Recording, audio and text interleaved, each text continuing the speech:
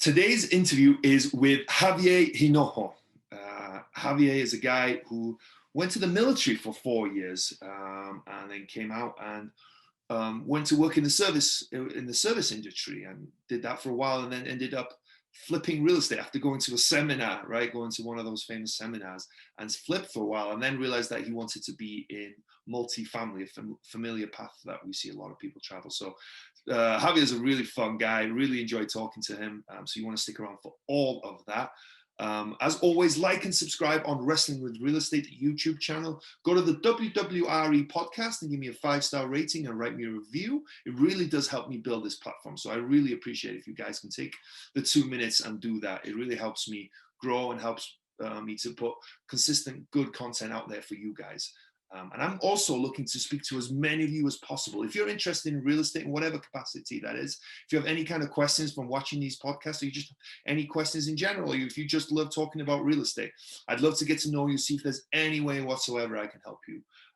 So go to the link in the description down below, or go to wrestlingwithrealestate.com, and we can hop on a call and have a great conversation. But before all that, stick around for today's awesome interview with Javier Hinojo, aka the Sexy Can, as he called himself.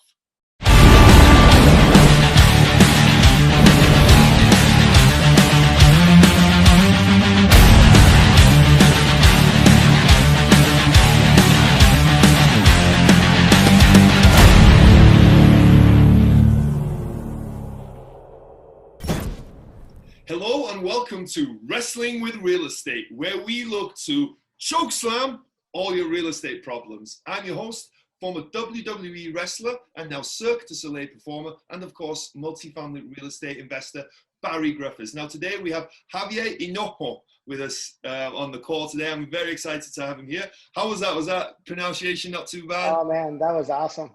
It's better than I can do it. It's better than me. The whole time I'm doing my intro, I'm thinking about that, trying to get it right. So awesome.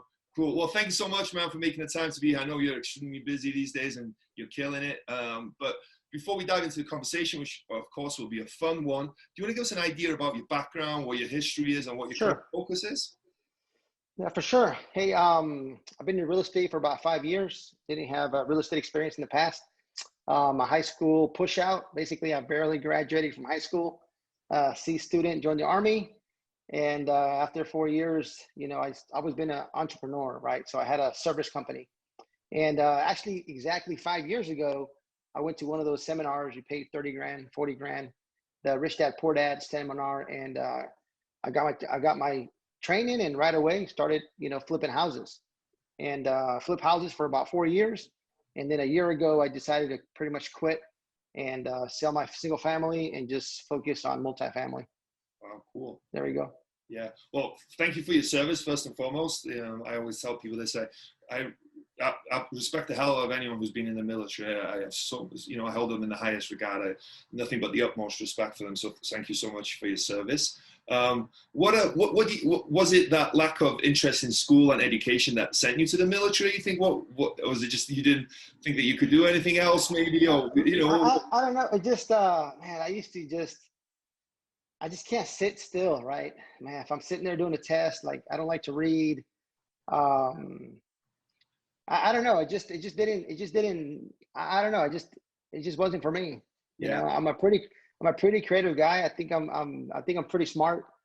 Maybe not book smart, but I'm definitely I think outside the box, right? And I just felt like if I went to school, I was going to be stuck in that box. So for me, it just wasn't for me. Yeah. Now for my wife and like my daughter, she's 16 and she'll tell me, Dad, I had a nightmare that I didn't study and I had a test. So, right. That's my daughter. Right. I would have a nightmare that I have a test, you know, I'm like, oh no, I have a test, you know, it's backwards. So. Yeah, I can completely relate. School wasn't for me either. That's why I ended up as a wrestler. You know, I tried to be a student, but it just wasn't for me. So I was just interested. It's interesting to hear you say that. So you were in the military for 4 years. Yep. But did you say you have a service business at the same time, or was that afterwards? No, actually, when I joined the military, I was making big money, like $800 a month, big money. And I actually started my service company when I was in the military. That's what I did growing up. My parents were locksmiths. So when I was a teenager, I worked at part-time as a locksmith. When I joined the military after my training, I got to my base. I started my company. I would make, 5-10 times more part-time than I would make, in the Army full-time. So, and that was as a locksmith. That was Yep. Okay. Yep. So when would you have time? Just at the end of the day when you finished? Or? I never had. Yeah, I worked 24 hours a day. You can ask my wife. I had to work till 3 in the morning, and then I go to do my exercise at 5:30, 6 in the morning. 3 hours of sleep. I sleep like 15, 20 hours, a week. It was insane. So how do you cope on 3 hours a night? Are you just determination that you have, or man, what? I don't know. Well, back then I was 19, 20. If I'm 41 right now, 3 hours a night of sleep, I pass out on the floor somewhere. I guess, yeah, it's amazing what you can get away with when you're young, right? It's just that's right. Yeah. When I was younger, looking back, I would just drink all night and then go to work. Like sometimes I wouldn't sleep and go to work 8 hours and then. I know. Yeah, it's amazing. I wish I had that energy these days. It's just I'm 38, so I feel you, man. I want to be in bed by 10 at the latest and get a good night's sleep. That's my idea of a good night these days. There you go. Yeah. So with that service business, what do you think it was that you listed for 4 years, right? So you have to serve Yep. 4 years, right? And then you finished. Yep. Did you carry on with that business once you finished? Yeah, I did. I just moved to Raleigh. I'm in Raleigh, North Carolina, and I just continued it here. So, I did well, just self-employed. I worked for myself where, I was my own boss, but I still work for myself and still 9 to 5, still, I always thought to myself, how can I grow, right? How can I make $1 million a year, right? And not like gross, but like net, right? How can I net $1 million bucks? Mm-hmm. So I would think all the time, like, hey, have 10 service trucks, go to another city, have 10 service trucks. And then the more I thought about it, I'm like, man, that's just logistically, it's going to be, so hard, right? Not impossible, but I can, I just didn't want to do that.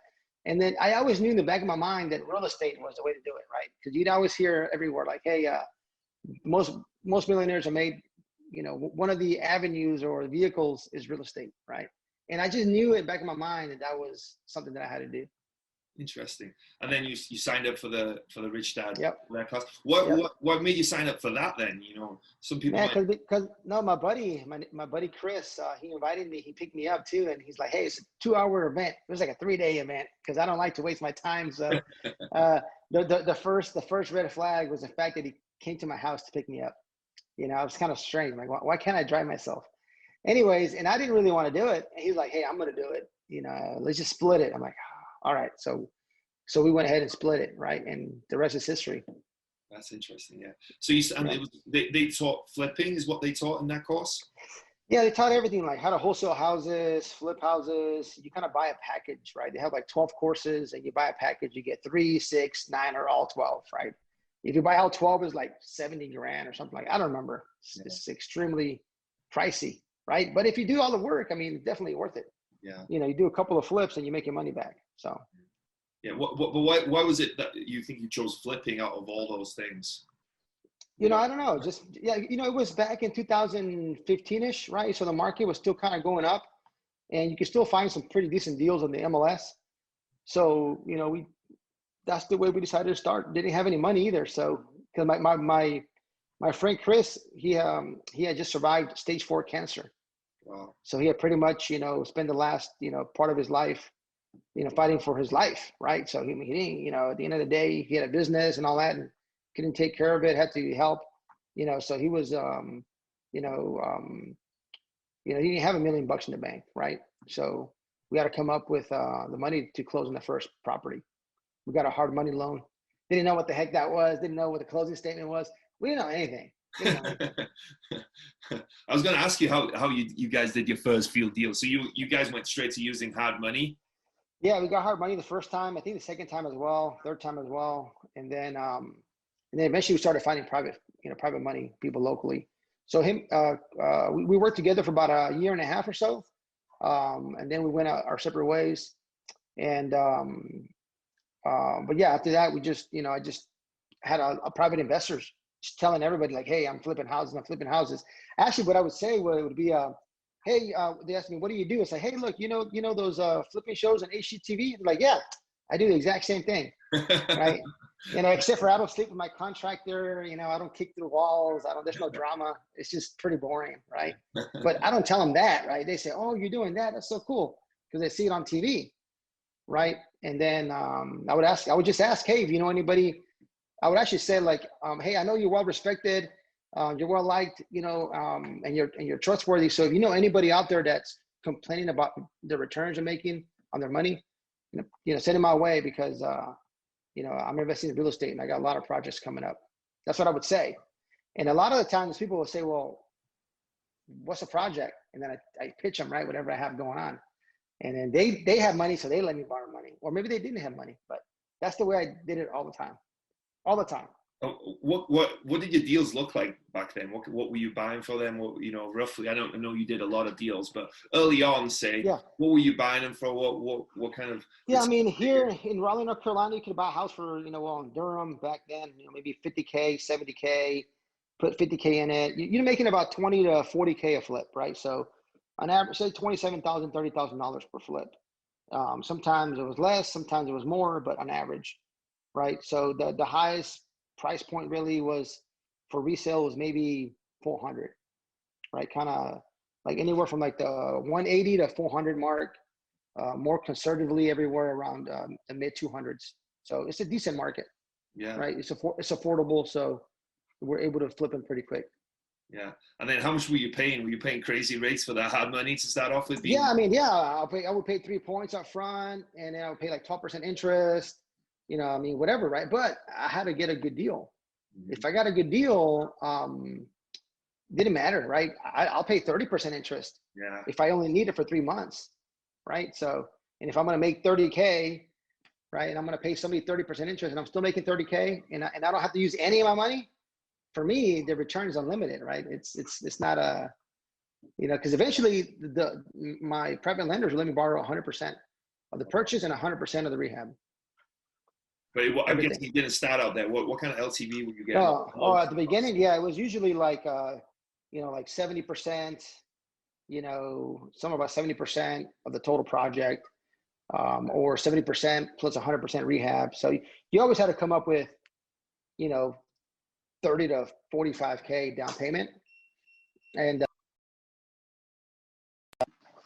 my wife is home, so you guys will see a lot of noise. Everybody's working from home now, right? So, but yeah, I mean, it was just, you know, you always have to come up, and you have to carry the rehab from the beginning too, right? So before you even get a draw. Okay, so, yeah, you needed some money up front, right? Yeah. So, but after a while, you start, you know, you start saving money, and then you do it. I know people that would do it on their own. They do 2 flips a year with their own money, and that's nothing wrong with that. But I wanted to scale, right? So I'd rather make less and do more volume. Yeah, yeah. And you mentioned that finding good deals, right? How were you finding good deals then? And how, especially back then, right? Yeah. Is it hard starting off because you have no reputation, you have no credibility to some extent when you start out? Yeah, it's hard. Yeah, it's a challenge, right? But you just got to tell everybody and hang out and network in the right spots, right? Network at your meetup events, network, you know, with other investors. You just got to network, right? Get on Facebook groups, and you got to start somewhere, and you got to tell everybody what you're doing. I always make this joke that if I tell everybody that I have a third nipple, hey, I got a third nipple. I tell the whole world I got a third nipple, right? And then I'd be the guy with a third nipple. Yeah, just tell people long enough. Yeah, you'll know. Yeah, they'll know you. Yeah. It's the same with real estate. If you tell everyone that you're the real estate, just tell her exactly. And you know what? The funny part would be, like, I would go meet somebody, or people would be like, "Hey, you doing real estate?" They'd be like, "Yeah, hey, I want to do a project with you." I'm like, "Oh wow, here's 50K, right?" And then that 50K turned to 150K, and then turned to $500,000. You know, just like people that you know that have money that you don't even know they have money. It's a crazy part.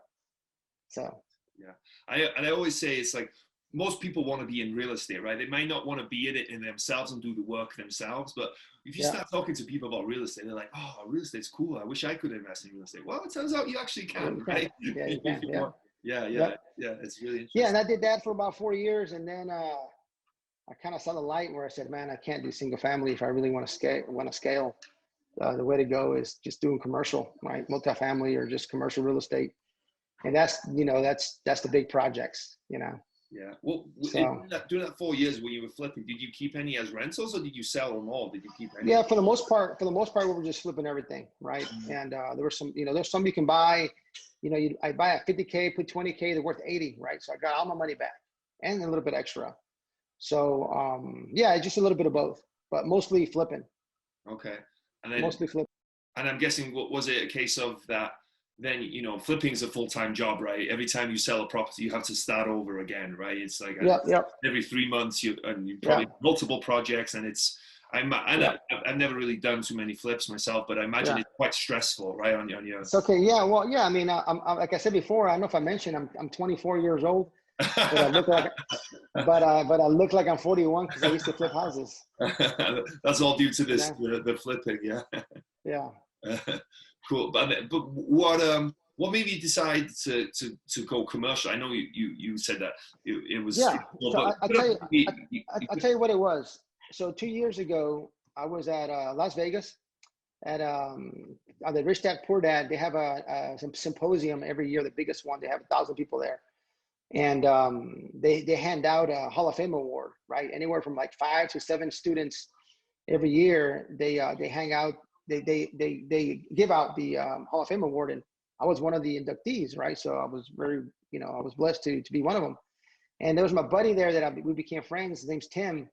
He's like younger than me, and he was wearing some funky looking pants, and like, who's this guy? And he just told him what I did. He's like, oh, I used to do that as well.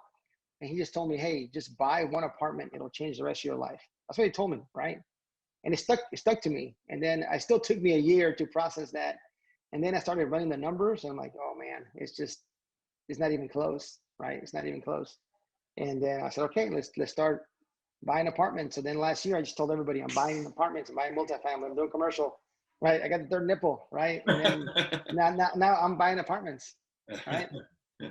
Well, if they had you if you were the Hall of Fame guy for flipping, how many flips were you doing then? I was at the point where we did like 53, in a 12-month span. And then I was, wholesaling about 80 properties a year. So we're doing about 10 transactions plus every month. Wow. Yeah. So you were, I didn't understand that. So at that point, you were wholesaling as well. So you were finding. Because I couldn't flip them all. Yeah. Some of these, I was just trying to keep the best ones, and everything else that I didn't want, I would just, sell it. Yeah. Wholesale it. Did you have a team? Was it just you by yourself? Yeah, no. Yeah. I had a team by then. Yeah, for sure. No. Yeah, I had a team at the very end. I wouldn't even go sign at the closing table when we bought or we sold. It's really a waste of time, to be honest with you. Mm-hmm. If you're going out there to sign your closings, and to buy them and to sell them, I mean, you're really wasting your time. You got better use of your time. Yeah. What would you say to someone who's starting out in flipping now? Would you say go stop and go commercial? Would you say use it to build equity, and build your reserves, build that? Yeah, I mean, well, the biggest thing is that even if you don't have any reserves or any equity, right, you can still partner in commercial, right? You can, if you have money, you can help, fund a deal, you can rig a deal, you can manage, you can be boots on the ground. There's so many different ways that you can be partner in a commercial deal without having any money. So, I think about it sometimes. I say, should I just have started in the commercial side, or should I started with single family? I don't know, right? I tell myself I should have just started commercial from day one, but I don't know. I started residential. Maybe I wouldn't be here. I have no idea. Yeah. Right. It's with whatever you feel comfortable with. Yeah, it's true. And I think sometimes with starting with residential, it's the fact that you start, right? So if you try and start with apartments, and obviously you can partner and all that stuff, but it can be intimidating sometimes. And I think a lot of us have, me included for sure, have limiting beliefs when you start out. Like, I can't do an apartment deal or whatever it is. So if you start with residential, as long as it gets you starting and it gets that ball rolling, I think it's great. And I think also with you doing flipping, I'm sure you learned a ton about construction, right? You learned a ton about working with contractors. So that's a skill that you can use now with you see all the gray hairs right here. That's what right? All that right there. Those are contractor related gray hairs. You get questions like, you get a phone call saying you got a house that just got staged and the contractors went to do a touch-up work and it's going to go live that afternoon, and I get that phone call saying, hey, X contractors fighting with this contractor inside the house. They're like fighting, like fighting. I'm like, oh my gosh. And I'm like, hey, who's fighting? And they're like, whatever, Juan and Mario. I'm like, who's winning? who's winning? My money's on Mario, right? But anyways, like, did they break anything? Yeah. So stuff like that would happen all the time. Yeah. That's funny. We should have put him in the wrestling ring. We could have had a wrestling. Yeah, maybe, right? Yeah. Hey, it was good. I mean, it was good. Maybe just look. When I was in the Army, we used to put some boxing gloves on. If anybody had any, any kind of, any aggression to somebody else, right? But, hey, like, just for fun, let's just put the boxing gloves on. Just go at it for trust me, you can't go more than 2 rounds. Trust me. Yeah. After the first round, you're done. Like, you're spent. You're so tired. Okay. And you wrestling, it's endurance, a lot of endurance, right? But and then you know what? Hey, you and I got in the ring. You give me a good beating, and we shake hands, and that was it, right? And it's not like we were fighting, but we're still where we were, right? But with gloves. But it was more for sport. But after that, we're done. So yeah, you put them in the ring, right? Just let them release some stress. Let them sort it out. Yeah. So yeah. What was your first multifamily investment? Did you go do some investment yourself? Did you do a syndication right off the bat? How did you get into? So when I decided to do it on my own, I just connected with people, right? I went to and if I could find a multi-family meetup, coaching event, whatever it was, I try to attend, and that's where I connected. So I connected with a friend of mine. He's in South Carolina. He had a property under contract. I'm like, hey, what can I do? Right? I was like, what can I do to help? Whatever you need, right? And so that's how I got started. My first one, kind of learned the ropes, kind of the process and things like that. After that, then I said, okay, great. I can do this on my own. And then I started to look for my own single family, my own leads, and then, raise funds and things like that, put a team together. Oh, so you went and did a syndication for your first deal? Yeah. Outside of that deal that you helped your friend with. Yeah. Yep. So then, and after that, I just started putting my own together. Oh, cool. So what was your first deal that you were? Together. So it was a 72 unit in here in North Carolina. We bought it for like $1.3 million. What? And 72 units. Can you believe that? What? And the very next day, we were trying to close, and the seller wouldn't extend, so we closed it cash, and then we went ahead and do that reverse, kind of get a loan afterwards, and it appraised for 3.5. Right, we hadn't really done anything to it, so it's a good deal. It's a great deal. I actually met with the lender, local bank here. I had lunch with him last week, and he's like, "Man, I wish I would have bought that." He's like, I actually have a buyer to give you $3 million for it right now as it sits, like right now. When did you get that deal? That was just early part of the summer this year. That recently? Yeah. We had a couple that fell through because of COVID back in February, March, that we were going to close, and one of them fell through like 3 days before the loan got pulled. And then we had it was brutal, so we were able to buy most of our projects, during COVID. Right. I didn't have anything last year. And in 12 months, it's, 459 doors. Right. So we did we did a 72 unit, 208 unit, and then we did a 116 unit, like all in the last, since the early summer. Wow. Yeah. So when did you actually start investing in multifamily? Was it this year? Well, it was back in November last year. So it was actually 12 months. Oh, wow. So the first one we bought was in December. Okay. First one we bought in December, and then from December to now, we got 459 doors. So yeah. You're not messing around then, obviously. No, let's go. Yeah. That's incredible. That's cool. Congratulations, man. That's so cool. Thank you. So that I was doing the math on that 71 unit. That's about $18,000 a door. Yeah, you know what we're getting for rent right now? 7. Okay, on the ones that are not remodeled, we're getting 600. Yeah. Okay, and on the ones that are remodeled, we're getting 775. And it's not a bad area. It's not like it's not a terrible area. Nobody's gonna get shot. It's it's a working class area, small town, but working class area. So yeah, we got a great deal on that. How did you manage to get an awesome deal? How did you get such a great deal? We just called the owner, right? George, my COO at the time, was doing the sales because we didn't have a sales guy. And she answered the phone, and she's like, "Oh, I get 5 calls a day." Yeah. They get calls all, but she's like, but you sound nice, and I do want to sell, right? That was it. Wow. Right, and then he was able to talk to her, get under contract, and we closed it. Right place, right time. I guess more than anything. Yeah. So that's why I don't get discouraged. You say everybody's calling this person, yeah, but you don't know. They're gonna sell. Everybody's gonna sell at some point. Most people are, right? So you got to get on the phone, make some phone calls, and maybe it's you that they trust and they like, right? Maybe they like your accent, right? I don't know, whatever. Maybe they're just having a good day that day. Yeah. And they feel like selling, or maybe they have a bad day. Like this lady, her husband had just passed away, and it was really overwhelming for her to have all these. She owned like 100 houses as well, and it was just overwhelming for her. So for her, she needed to sell. So imagine somebody that called her 6 months earlier that she said no to and never called her back. Yeah.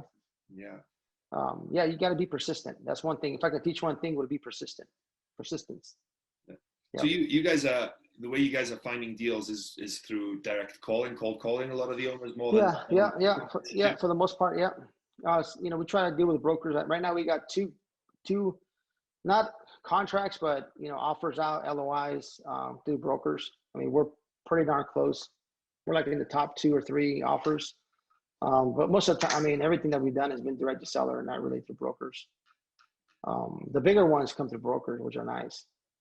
What kind of deals do you like? What is your business model? Is it heavy value add, light value add, yield play? What are you guys looking at? Look, right now we've been buying heavy value add. It's just really tough to get loans. There's a lot of good deals out there, more stable, so the banks are liking those a little bit more. Right? Don't blame them. But yeah, I'm not opposed to doing something, that it's almost turnkey, right? If it's at the right price. So yeah, I'm not opposed to that. But right now we've been buying heavy value add. I like to buy something nicer, more stable, maybe a light value add, but it's got to be a discount. I got to have some kind of a discount. I don't want to pay top dollar for it and then hope that it goes up in value. That's how you're going to lose your money. You're going to lose that's just like people did in 2008. And I don't want to do that. I'd rather not buy anything unless I get a good deal. So what does a heavy value add look like to you? What is it like? Usually it's like a 50-60% occupancy, deferred maintenance, built in the 1960s to 1970s probably. Just like your old house, right? That needs a lot of work. Right? You're probably spending like $7,000 to $10,000 a unit to remodel, maybe a little bit more. Okay.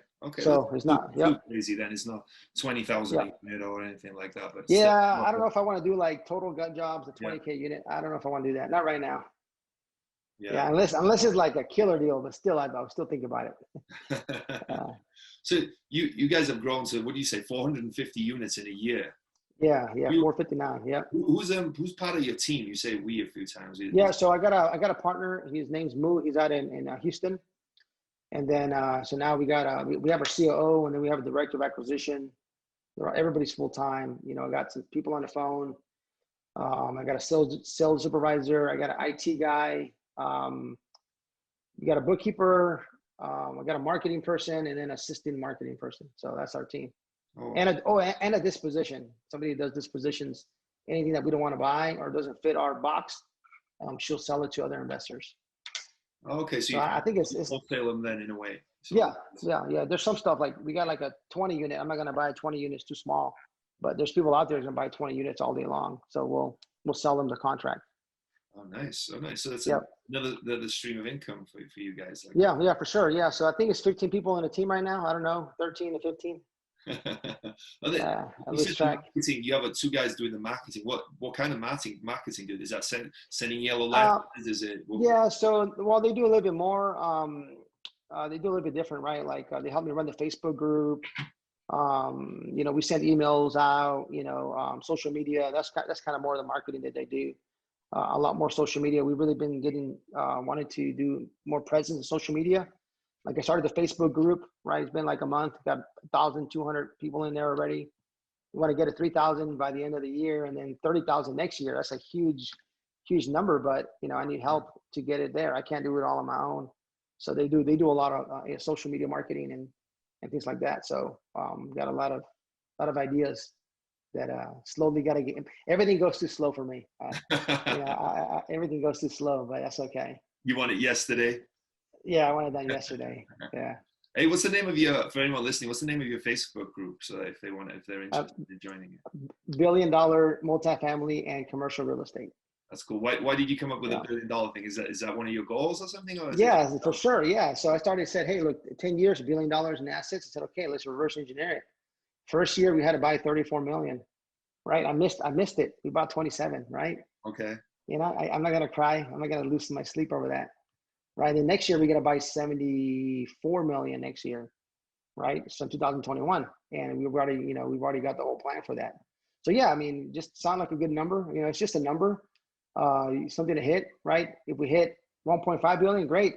If I hit 300 million, I'm not going to lose sleep over it either. You know?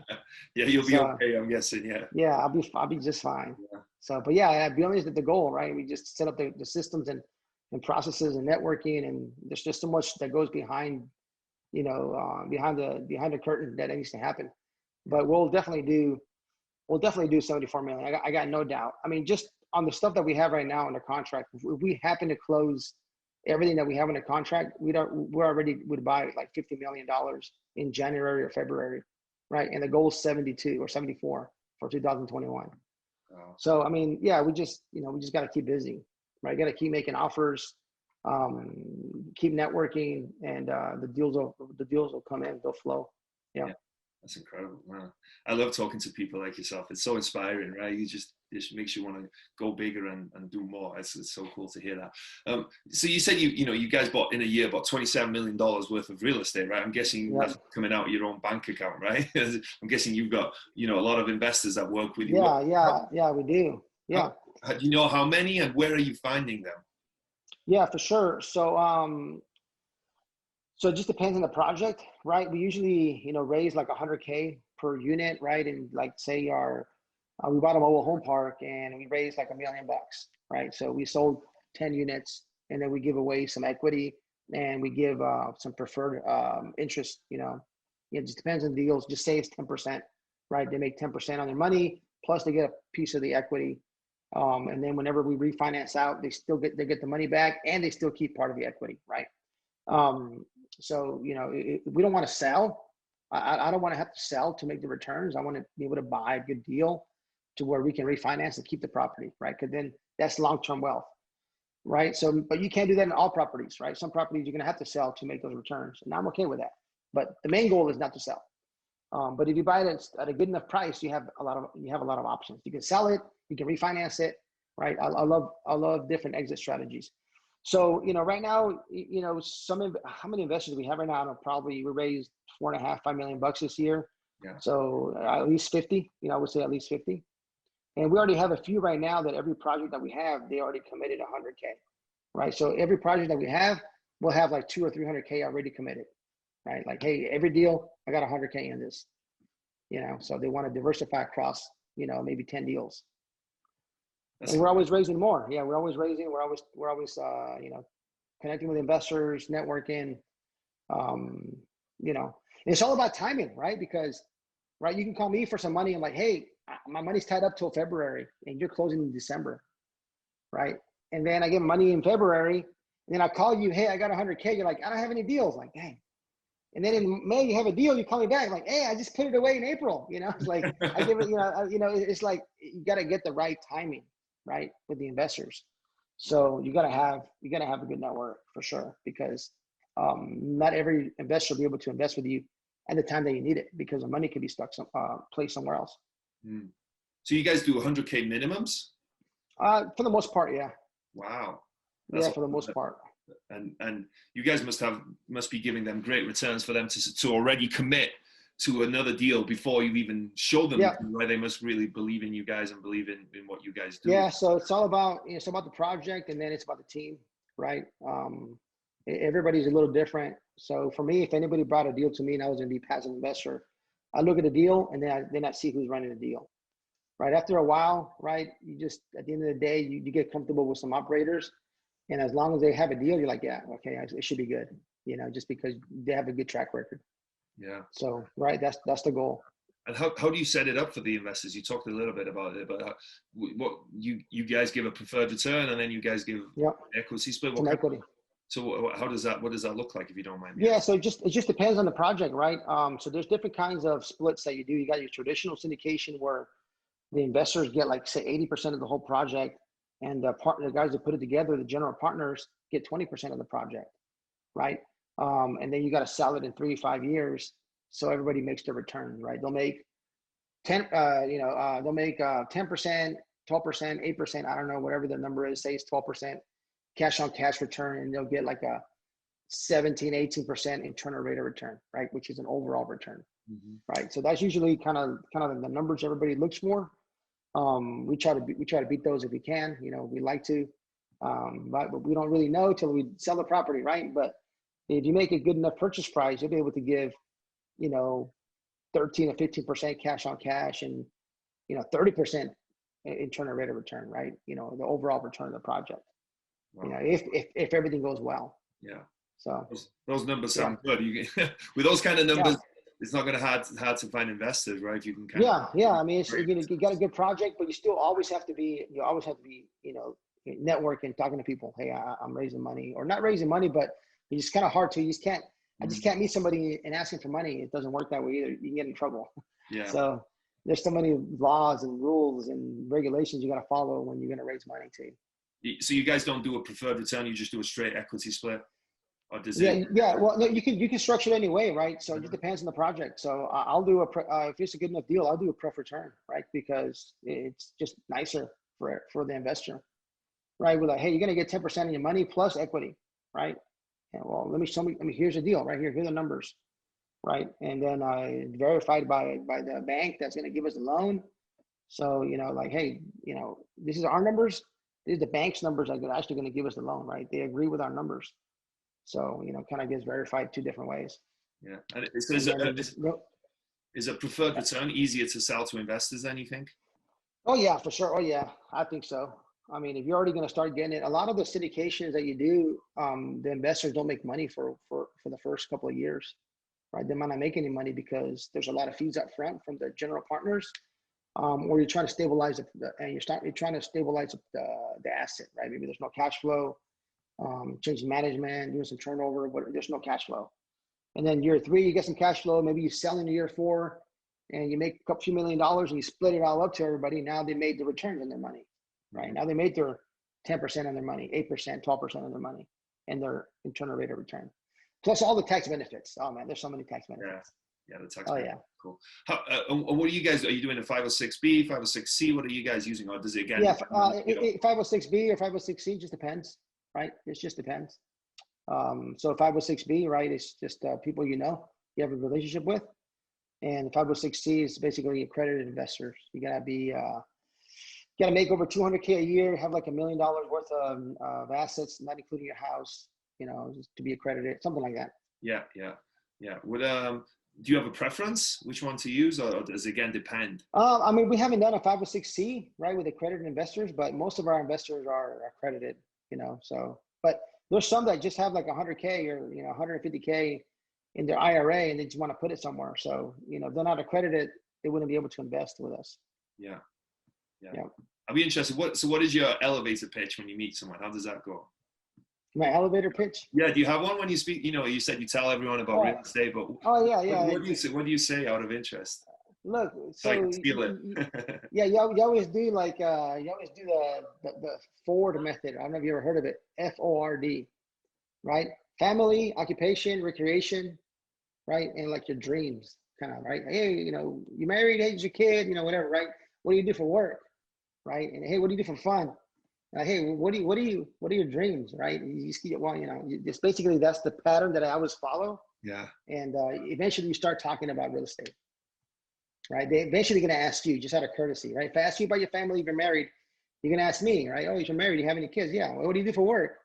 I slam people I'm at Circus LA, like, oh my God, that's super cool, right? And you're like, what do you do for work? I'm a real estate, I buy apartment buildings, I'm a real estate investor. And you're like, oh, that's cool, right? And then we talk about our jobs, right? I talk about how many times have you fallen, and when you ask me, how I raise money, you start asking each other questions. It just comes naturally.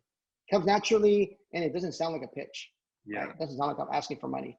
Yeah, I think that seems to be key is that you're not selling anyone. And I think Yeah. what I've always heard as well is the best way to approach it is that you're not asking them for money, you're giving them an opportunity, right? That they wouldn't have if they didn't meet you. If they didn't meet you, they would be investing in the stock market and it'd be going up. Yeah, for sure. Like I know I have, good opportunities, right? So, you don't really have to, I don't know how to put it, sound like kind of beggy, right? There's really no reason to do that. Mm-hmm. You're eventually going to find people who want to invest, people who don't want to invest. Some people you got to talk to for a year before they invest. There's no problem, right? And some people they invest with you right away, right? Like, oh yeah, I got some money, let's go. It just depends on the personality. So, but you always got to keep the relationships going, and not be needy, right? Don't be that needy boyfriend. Nobody likes that needy boyfriend. Like just ignore, right? Yeah. Yeah. Do you guys have some kind of funnel as well for your investors to attract them, or is it just more word of mouth? Yeah, you know what? Yeah, we just actually created an investor portal, right? People can actually go sign up, and then they get an email, and then they have a portal where every time we have an offering, they'll get an email, be the first ones to check it. So we just came up with that a month ago. So everything that we've done has been like on a spreadsheet, just kind of word of mouth, just working as we built our systems, So the systems are coming up really nice, and we're doing a lot cooler stuff, like just like our branding and everything is starting to come together. That's cool that you guys were able happy. to raise about, you said about $5 million from just from that kind of word of mouth. That's phenomenal, right? That's and at the same time, right? Like you partner up with somebody and they're like a general partner, and then you say, hey guys, we have to raise $2 million. Okay, great, let's start raising, right? Maybe we raise 800, they raise $1 million, right? So you kind of do it together as a group, right? So which is kind of neat. Yeah. So sometimes all the pressure doesn't fall on one person. It's a lot of work. Trust me, you got to have a good amount of conversations. I'm in the East Coast, right? If you got money coming from California, they're getting off of work at 6 p.m. It's 9 p.m. my time, right? Now I might have 2 or 3 calls, and it's 30 minutes a call. I'm going to bed at 11 o'clock. So it's it can be challenging. So one of the hires for next year is an investor relations position, so they can take all the phone calls. Yeah. All the phone calls from investors. How many phone calls do you think you're doing a week now with investors? Does it depend? Does it vary? Yeah, it just depends if we're raising money. Mm-hmm. But I try to send a text message or a Facebook message just to see how everybody's going. And we have marketing coming out too. Just give an update on a property. Like we just went to a property and my buddy took some video. We made a really cool video with music in the background. We're like in a party bus, just giving an update on the property, right? So we'll send those emails out like every 3 weeks. So we're always kind of front of mind, top of mind on the investors, right? But we don't have to actually make a lot of the phone calls, but they're always getting something from us. Interesting. Just to save some time. Yeah. And we're communicating with them, consistently on the projects. They always get a project update, right? If they invested with us during our portal, they're going to get some kind of, like a video of a project that we're doing, or just something that we're looking at, or underwriting, or just some kind of content. Yeah. What does a day in the life of Javier look like, or is it so varied you can't really say? Is it? Do you have a typical day? I'm not super structured, right? I get up, I go to this place, they stretch me, I just lay there and they just stretch me all over the place. It feels so good. It's like a massage. and then I feel like going to the gym, and then I might go or I might not go. I'll go for a walk, and then I just get back to the house and I just work. Right. So I got my calendar link, I'll set up some phone calls, and that match with my calendar link. There's just certain things that I don't do, like I don't answer my phone ever. It drives everybody crazy, especially my wife. So I answer my phone if we have an appointment, right? Or if I'm driving, then I'll talk, because I can talk and I can drive. Or if I go for a walk, then I can you got to use your time efficiently, So there's certain hacks that I do. So yeah, it's unfortunate. I wish I could answer my phone all day long, but I can't. So what are you doing? Asset management? And you? Yeah. So for me, my kind of thing is just I'm always looking for deals, right? Always networking, see what other ways I can find some projects, right? Raising money. It's just deal flow and raising money, right? I don't want to do any of the operations, none of that. That's not me, right? That's why I have a COO. I don't want to do any of the sales. We have our director of acquisition. He does all the sales. We make like 35 offers a week, right? Wow. So we make a lot of offers.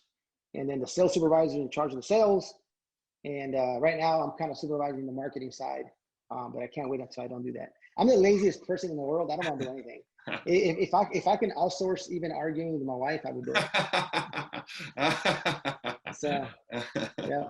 That's awesome. And I don't believe for a second that you're lazy. You're just smart, right? You just find people to do the work for you, and you just gotta find the right person for the right seat. Yeah, like the orchestra conductor, right? Conducting all the music, and everyone else is playing the instruments for you. That's cool, man.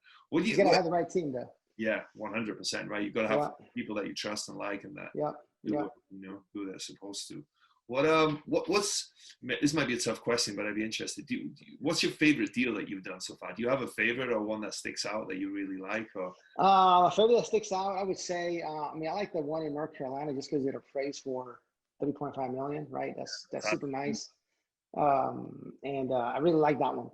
But actually, I would say probably the last one that we bought is a mobile home park. Right, I had never bought a mobile home park, and I've been looking for a long time to buy one. And I just told myself, I need to get a good deal, because if I screw the whole thing up, I still want to make a lot of money, right? So I found one that we got a great deal on. It's 116 pad with city water, city sewer, right by Notre Dame University, like 15-minute drive, for like $900K, right? It's like, that's super cheap. Trust me, it's like super cheap. Once it's done, it'll be worth over actually, not even what I mean by done.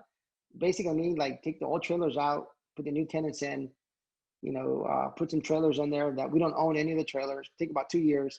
It'll be worth a little bit over $4 million, and we'll probably be all in for $1.3 million, maybe. Wow! Right. I told all the investors we're going to be in for $2 million, because just in case I screw it up at $2 million, we'll probably be in at 1.3, 1.4, right? And the returns are going to be insane. Like, they were already going to get pretty decent returns, pretty good. And if we're in at 1.4, 1.5, the returns are even going to be better. So I would say that's probably my favorite, just because I feel that even if I do everything wrong, we'll still make a couple $1 million. Yeah. Are you oversubscribed for that one? Have you filled everything? Oh, that took like less than 7 days. I can imagine. What was the rate on that one? It was like $1 million, I think, roughly $1 million. We bought it cash. Yeah. We paid for it cash just because we couldn't get a loan. It was too small. It was not stable. But we'll fill it up, maybe 65, 70%. It's at 57 right now, 60%. So maybe 6 months we can fill it up to 75-ish, above 70, 75, and then we can get a loan, right? We'll get a loan for pretty much, we can get everybody's money back most likely, but it's not stable yet. So we'll probably get a small loan, just enough, in case we need some more money, right? In case we need some more cash, but we can refinance pretty quick, or we can just wait until it's fully stable. So I think we subscribed like within 7 days, and my email was like super, like really bad. It was like a couple of one-liners. Hey, got a new deal. Here are the numbers. Just let me know if you're interested. That was the email. And the same thing with a text message. It was no fancy email with drones flying over it and like I'm walking. No, it was just like really basic, right? It was just to investors that we already knew. And my COO George, every time he sees me, every time he knows that I'm going to send an email, he's like, "No, don't do it. Don't send an email. let me review it right now. Let me review your email. Let me spell check it. Yeah, spelling errors, and your English is correct. I don't care. Like, I'll misspell the words and stuff, and like, just send it out. Let's go. I don't want to do it. I don't want to do it twice, because then I'm wasting time. But I know it's a great deal, right? And we subscribed like in 7 days. It was insane. Actually, we had extra money. We had like a couple $100,000 extra that people were just in the waiting list. Yeah, I'm not surprised, right? It's when you have a deal like that, it kind of sells itself, right? You know, it doesn't matter if you have spelling mistakes in the email or the text or whatever. People don't care, right? If you can make phenomenal money. What made you go after a mobile home park, right? Because you guys are having success in the apartment space. You kind of understand you've got it down. What made you guys kind of go for a mobile home? It's a lot less work. It's less work. It's because all you own is the land. If you don't own the trailer, there's no maintenance. All you got to do is just keep the grounds, the common areas clean, and you're responsible from the city hookup to the trailer, right? Any kind of plumbing. And that's basically it, right? It's really not more to do. Multifamily, you got 9 roofs. You might have chiller systems, $60,000 boiler systems. You got, all kinds of stuff, right? You make bigger money, but just a lot more responsibility. On this one here, we have a 208 unit apartment in Oklahoma. And I think our cash flow for that one's going to be like $200K a year. Like that'll be our cash flow. And on the mobile home park, our cash flow will be, like $140,000 a year. And it's $1 million purchase. And the other one was like a $5.5 million purchase, right? So. How many pads is it, that mobile home park? It's 116. Okay. Yeah. So, it's pretty good, right? It was a great deal. Yeah. I don't know if I find another one like that, but when I saw it, I was wondering what's wrong with this. Why it's so cheap, right? But no, there's nothing wrong with it. How did you find that one? I think my sales guy, we were contacting a property management company for something else, and they told him like, hey, are you looking to you're buying? I go, yeah. Well, we might know somebody's selling, and that was it. And we just called. I got the contact, and we called. Were you guys actively looking for a mobile home park at that time? Oh yeah, but we are. Yeah, we are definitely. Okay. Definitely, we are right now. Right now, we have a 400 unit. Right now, 400 pad that we're looking at to either buy or we'll probably end up selling to another investor. Right. So, like right now, we have 400 something pad mobile home park. Then we have we're like final 2, final 3 on a 400 plus apartment building. And then we have a 336 under contract. Let me see what else. Probably forgetting a couple of things. So we got like 1,000. We got like over 1,000 doors right now in the contract, or LOI, but doesn't mean anything. Honestly, it's one thing to get under contract. It's a total different thing closing it. Man, I've already learned that. So I think I will probably close half of whatever we have under contract. We'll close half. The other half falls out of contract. And it seems like you guys are going after the bigger stuff now. Do you have like a minimum that you guys are? Yeah, it's like 60 and above. I mean, if I can walk to it from my house, I'll buy something small, like 15 units. I'm okay with that because I can drive by it and look at it. It doesn't take too much time. And I live in Raleigh, which is a great market, awesome market. But everywhere else, it's got to be like 60 units and above, just because it's the same amount of energy and work to buy a 12 unit than it is to buy a 100 unit. So why buy a 12 unit? Let's just buy a 100 unit. Yeah. And do you always like something past a certain amount that you can get on-site management and on-site staff? Yeah. That'd be the best. It depends on the deal, but it's always best to have on-site. Yeah, interesting. It's better. Yeah, that's cool. Do you own anything yourself outside of the company? Do you own, or have you no interest in that, in like a 10 unit? I mean, not really, because I could, but then I'm like, why am I wasting my time on a 10 unit? Yeah. Unless it's like right across the street, right? Unless it's across the street. Yeah, that makes sense. Man, that's cool, man. It's cool to see your success and how much you've grown, man. It's like I love that goal. The $1 billion goal is just really cool. Yeah. I have no doubts for even a second that you're going to achieve it. Like not even for a second. I thoroughly believe it. I appreciate it. Thank you so much. Yeah, we're working hard every day. Yeah, for sure you are. Working hard every day. Well, as this show is called Wrestling with Real Estate, I like to ask some wrestling-related real estate questions. Even though the first one isn't necessarily that, but what would your wrestling name be if you had to pick one for yourself? It'd be Javier Sexy Can. Sexy Can, like sexy Mexican. Yeah, that's what it would be.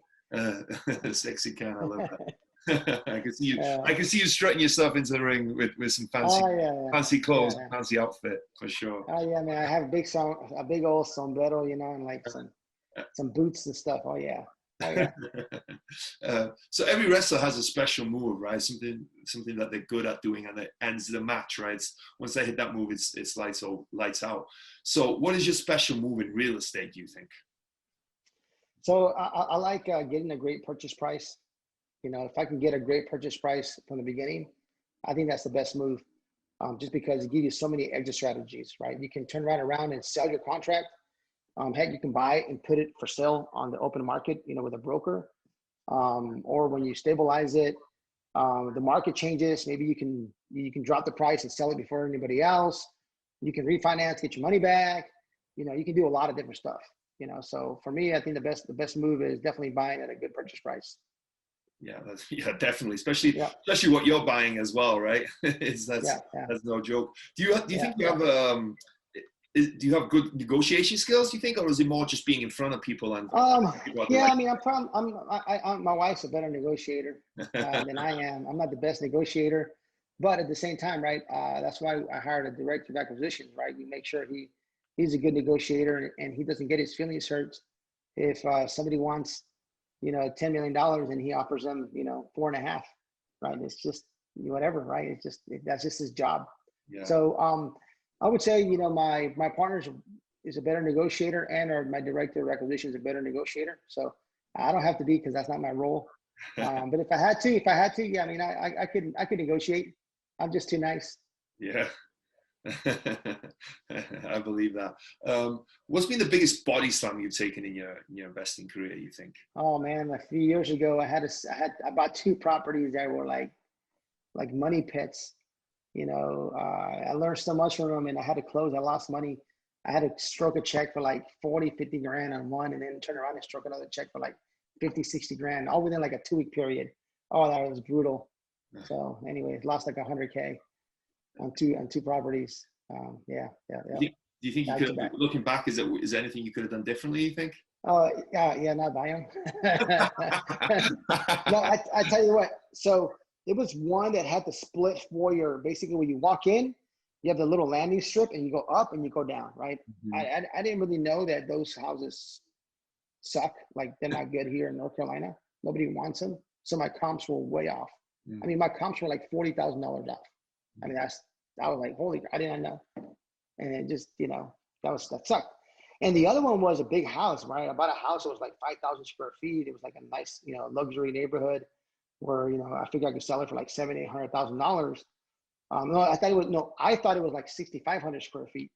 And then when I bought it, and then when I went to put it for sale, it was more like 4,800 square feet. Oh. Right. So I was like, whoa, I'm missing like 1,700 square feet here. Oh, you take measures off. Yes. So now I measured every house before I bought it. I don't blame you. Somebody at some point made a mistake in the tax records, and the old owner has been paying more taxes for it, but he didn't even know any better. He didn't know any better. That's crazy. That reminds me of a story. My granddad was a real character, right? He was back in the day. He was owned a construction business. My family owned construction business, but it was old school, right? The business started making wheels for the horse and carriage. That's how old this business is. Probably 100 years old now. They started that. Yeah. So he was old school, real old school. And so one day he ordered a piece of wood for a wooden frame for the roof. Back in the day, so he ordered a piece of roof. The piece came, and it was like 2 feet too small. So I was like, how did you make this 2 feet too small? What happened? And he never admitted that he was wrong about anything. He was like, oh, I must have been wearing different size shoes that day. That's what it was, the shoes. It wasn't that 2 feet. Like your shoes allowed for 2 feet, so they had to reorder and everything like that. I was yeah. You gotta measure. So now I double check everything. I definitely double check. Yeah. So was there a moment you were standing on the top rope, getting ready to jump, but you were too scared? What was it, and how did you overcome it? It was basically just your own mentality, right? I remember the first time, I had to raise money. It was like $15,000. I'm like, man, I got to raise 15 grand. That's a lot of money. Like, I was just never used to asking people for help, or don't like to bother anybody. I'll figure it out, right? If I can't figure it out, then I go ask somebody for help. And so that was a challenge when I was thinking, like, hey, single family, 15K was a lot of money. And then when I had to realize that, hey, I got to raise $1 million, right? It's like, wow, I got to raise $1 million. Like, I remember I had the same feeling years back when I had to raise 15K. And I said, you know what? It's just a couple extra zeros, right? That's the way I thought about it. Extra couple of zeros. Everybody does it. Let's just get on the phone. Let's just do it, right? And I didn't let it get to me, right? Like, not, one of the biggest things is like when you need to tell somebody something, and you go on your mind all different scenarios. Oh, they're gonna say this. They're gonna say this. Like, hey, I crashed your car, right? Your brand new car. I backed into it. I'm so sorry, right? And you think about 20 different scenarios that are terrible, right? And then once you tell that person, like, hey, I crashed your car, they're like, you know what? It's just a car. Everybody, you're okay? Yeah, fine. And then it's way better than what you thought, right? Yeah. So it's just it's your own brain, right? It's not even going to just do it, right? Just get out there and do it. It's not as bad on the other side as you think it is. Yeah, that's so true, man. I think, and I'm so guilty of this myself, is creating situations in your head, right? Whatever it is, right? For example, you text someone and they don't reply for a day or something. You're like, oh, this person doesn't like me. This person thinks I'm an asshole or whatever. And then a day and a half later, they message back, hey, I'm so sorry. My kid got sick and I had to take him to the hospital or whatever. And then you realize, oh God, this whole time I was worried about this. And it was just this, create these monsters in your head. And it's so true. We get so, you know, I think it's insecurities or whatever it is. Listen. The best book for that, and it's actually the only book I've ever read in my life. Okay. I've only read one book in my life, and it's about a 16-minute read. It's by that Navy SEAL guy, Jocko something, I forget his last name. Jocko Willink, yeah. Jocko, yeah. It's called Mikey and the Dragons. It's like a book with a lot of pictures and really large words, which I like. Very short to the sweet. I've read it all the time. And it just talks about how the people see the dragons and with the way they're not as big as you think they are. So anyways, that book really actually pushed me over to do multifamily when I read it. Oh, really? Yeah. Cool. Okay. Yeah. I'll have to check that book. That sounds like my kind of book as well. Hey, man, it's super. Yeah, you can go order it on Amazon or go to YouTube and he'll read it to you on YouTube too. So. Oh, awesome. Very cool. Yeah. Well, Javier, thank you so much, man. It's been such a cool interview. You've got such a cool story. It really is, man. It's I'm inspired sitting here talking to you for real. Like, it's getting my wheels turning. It's making me like want to go out and make offers and kind of get talking to everyone I know about real estate and tell them that hey, give me money. I'm not giving me money, but you know what I mean. It's kind of I'm doing real estate. Yeah, exactly. Yeah. Well, before we end the call, where can people find out more about you? Anything you have to plug? Any way that people can reach out to you? All that good stuff. Yeah, it's just social media, right? I don't know if you have any show notes at the end, but you know, my name, Javier A. Hinojo Jr. on Facebook, the Facebook group, $1 billion multifamily commercial real estate. Just follow me there. You know, if anybody out there is looking to buy smaller units, 8 units, 4 units, 12 units, we have some that are off market, you know, maybe not in Las Vegas, but kind of all over the country because we're looking all over the country. So we do have like a buyer's list. We'll send you off market deals at pretty good prices. But yeah, I mean, I appreciate you having me on. It's a pleasure. And you know, don't be scared if you want to jump on multifamily. Hey, you got a connection right here. Both of us here. If you guys find something, feel free to reach out. We can partner up. I love to partner up with folks out there. Do what I can. Sign on a loan, raise some money, do the asset management. You can bring a project. I mean, it's not, you know, bring some value too, right, to you guys. You know, not just let's listen to a podcast, but how can we do projects together? How can we do deals together? So I'm open to that for sure. Absolutely awesome, man. Well, it's been an absolute pleasure. I'm so happy you made the time to do this, and I'm really appreciative of you being on the show and sharing everything that you've done. It's honestly really cool and really, really inspiring. So I think it's awesome. Thank you. Appreciate it. Thank you for the kind words. Thank you. Take it easy, man.